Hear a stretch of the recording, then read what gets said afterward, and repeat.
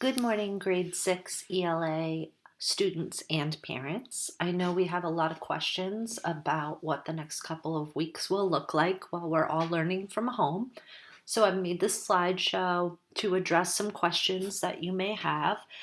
And I will also be sharing this in Google Classroom so we can refer back to it over the next few weeks. I think this is an interesting challenge that we have been faced with, and we will do our best to make sure that we keep our language arts progress and learning moving right along through the next couple of weeks. So here is our grade 6 ELA remote learning plan.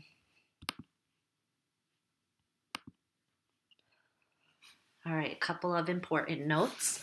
I am going to be available for email office hours from 9 to 11 a.m. each day. So I will be right at my computer ready to respond to any emails that you might have during that time. If you email me outside of those hours, I'll definitely still respond, just may not be quite as quickly. My email is brodaje@spsdme.org. The kids have a school email that they can use to email me with that as well. They can just start typing in Broda and it should pop right up for them. If you have an issue that we can't solve through email, then I'm happy to work with you to connect in another way. We do have some other tools available for making connections, and we can do that on a case-by-case basis. I'll be posting new assignments every day on Google Classroom at 9 a.m. You can continue to work on any missing work for this class. We are not going to be doing grades for the work that we do over the next couple of weeks. However, we're still grading on the assignments from before this unexpected break. So if you have something that you're missing, you're welcome to continue working on that. You can email me for any information about missing work, and I can set you up to be able to complete that at home. Yes, I know you guys are wondering, but we will finish Kinsuki's Kingdom this week. I just need to be creative about how we do that since our books are at school. Other than that, those seem to be the major big questions. Oh, one more thing. Even though I'm posting the assignments every day at 9 a.m., you have until the following day to finish them. So you don't need to panic about turning anything in by a certain time for my class. All right, our first assignment, I will post on Google Classroom as soon as I can. Our environment has a big impact on how productive we are. So my goal for you guys is to try to have you set up a workspace where you're going to be doing your daily learning each day. So it could be a desk, it could be a dining room table that has a dedicated section for you and your schoolwork. I don't recommend making your workstation your bed. It's a little too easy to be cozy in our beds, and that doesn't lead to great learning. So, what setting for you will be the most productive and feel the most like school? I'm going to be asking you to share a picture on Google Classroom or by email to me of what your workstation will look like. This is my space at home. My daughter Maddie is also home from college and doing remote learning for her courses. So, because of the size of where we live, we also need to share a workspace. So, in order to do that, we have set up some organized piles of my stuff and her stuff. And then we have a desk that will be alternating who gets to use it. Right now, she is doing her studying downstairs at our dining room table. But we're doing the best with what we can in our space. And I know that your space may also not be perfect, but work with what it is you have available and really be thinking about what setup you need to have in order to make your learning time the most productive. Just want to take a few minutes too to talk about online class etiquette. So what does that even mean? What is etiquette? Well, Etiquette is a set of rules for behavior and social interactions. So now that we're online students, communication is a little different than it would be if we were in the classroom. Number one, we want to be respectful. And all of these rules go for all of our classes that we're doing. It's not just a language arts thing. So, number one is be respectful. Your classmates and teachers are real people who are affected by the words you say and write. So, keep in mind the feelings and opinions of others when you post something. If you wouldn't say it to someone's face, you shouldn't be saying it online either, especially in this learning environment. Number two, read everything out loud before you send it or post it on Google Classroom. So it's very easy for a written text to be misread and misunderstood. Reading your words out loud helps you to notice what you have written.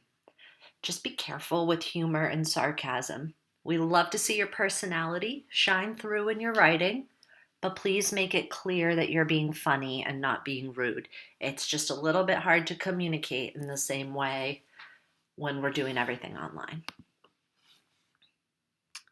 Number three is practice grammar and spelling. So not everything that you write needs to be spelled or formatted correctly. We're all starting this out together. We're going to need to learn how to do it. But what you do write should reflect proper writing style.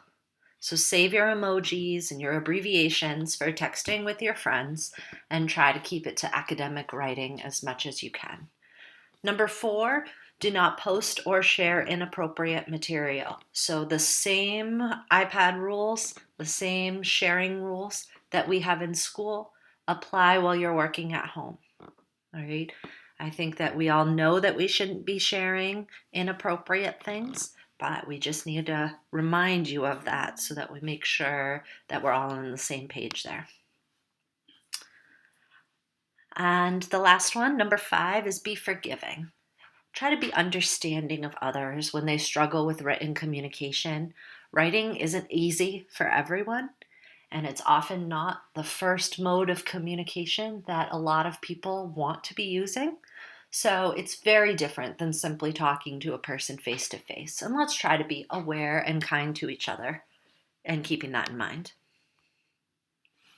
All right, so Read 180 rotations is a huge part of our daily classwork, especially on the days where we have our double language arts period. So how will that work from at home? Well, we do try to plan to stick with Read 180 as much as possible. We want to continue that progress that everyone's made. We are going to cut down to just 2 rotations a day instead of all 3. Each rotation will only be about 15 minutes. So, of course, we're losing a lot of class time. We won't have that double period every other day. So, we want to make those 15 minutes in each rotation really count. So, let's really work on focus and working hard. Our small group instruction is now going to be a writing rotation when we're at home. So we're going to continue to work on writing stamina. That's how much we can write at a time. We'll be doing that by journaling in a Google Doc that I'm making. Our independent reading rotation is very easy to complete at home, so that will stay the same. We'll continue. I'm going to be sharing with you an independent reading log that I've created. I'm also going to be sharing resources for checking out a book from our Mahoney Library that you can do right on your iPad. So Ms. Gartley has put together some great information about how to check out books, electronic books that you can read at home on your iPad. You can also access Read 180 software at home too.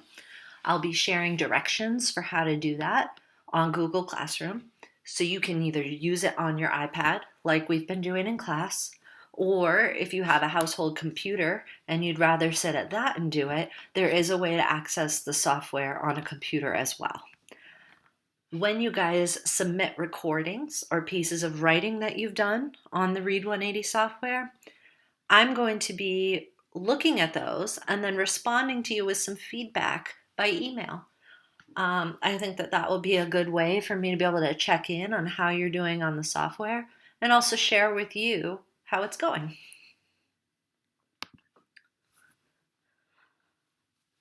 And then the last part that I want to talk about is that we're going to be doing an optional read aloud. So I'm going to be posting a daily read aloud. You don't need to listen to this, it's not required, but it's there and it's available for you if you'd like to tune in each day for a story. We do a lot of reading aloud in class, and I feel like that's one way that we can stay connected. So, the book that I'm going to be reading in our read aloud for sixth grade is called Insignificant Events in the Life of a Cactus, and it's by this woman, Dusty Bowling. I'm going to read to you from the back of the book in case it's something that sounds interesting to you. So, Avon Green didn't lose her arms in an alligator wrestling match or a wildfire in Tanzania. That's just what she tells people when she gets the looks. The truth is, Avon was born without arms, but at age 13, that hasn't stopped her from doing almost anything. Then her parents take a job running Stagecoach Pass, a rundown Western theme park in Arizona, and Avon has to leave everything she knows behind. Avon struggles to make friends at her new school, where the kids can't seem to get past her missing arms. But her life takes another unexpected turn when she meets Connor, a classmate who also feels isolated because of his own disability. Together, they discover an old storage shed at the park that holds bigger secrets than Avon ever could have imagined. It's hard to solve a mystery, help a friend, and face your fears. But Avon's about to find out what she's capable of and how far from insignificant she is. So this book has won quite a few awards, and we've also had it on our summer reading list for a couple of, maybe 2 years now. It's really a cool book, so I hope that you tune in for some of the read-alouds if you're looking for something to do while you're at home. But again, that's just an optional thing. So if you're confused about any of the things I shared in this slideshow, don't worry, because every day at 9 a.m. I'll be posting the daily expectations for you, same as I would when we were in class, and I would put up our agenda and what we were planning on doing that day. So I'll still be doing that. There'll be much more information to come. So I hope to see you guys all soon. Until then, I'll be seeing you on Google Classroom.